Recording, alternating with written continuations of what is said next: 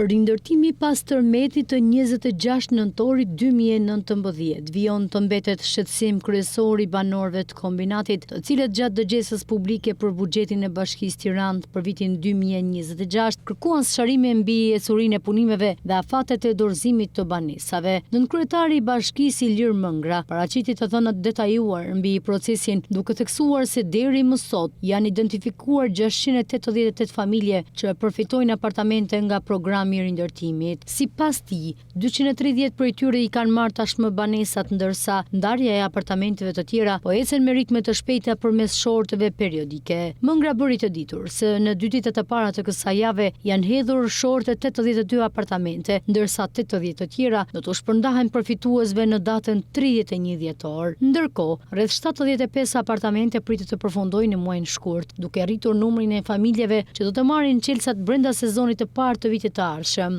Ai tha se aktualisht 160 familje të tjera do akomodohen brenda këtij viti, duke shënuar progres të vazhdueshëm dhe dukshëm pas muajsh pritjeje të zgjatura. Pavarësisht lëvizjeve pozitive, procesi i rindërtimit në kombinat pritet të zgjasende, pasi disa godina vijojnë të mbeten vetëm në fazë projektimi. Mëngra shpjegoi se 5 pallate ende nuk kanë nisur punimet në terren dhe përfundimi i plotit tyre parashikohet të mbyllet në vitin 2028. Ai shtoi se gjatë vitit 2026 do nisin punime për 3 pallate të tjera, ndërsa 2 objekte të rinj do projektohen brenda të njëjtit vit, me synimin e ndërtimit të përfundojë në vitin 2027. Në këtë proces, tha se po lindin dhe nevoja të reja për shpronësim, pasi ndërtimet po prekin parcela me pronësi të qytetarëve të tjerë. Kjo ka sjellë shtim të numrit përfituesve, nga 678 familje të identifikuara fillimisht pritet të arrijnë deri në 1000 apartamente që do dorëzohen brenda viteve 2027-2028. Ky është një progres kompleks, por me një plan të qartë për mbylljen e tij brenda afateve të përcaktuar.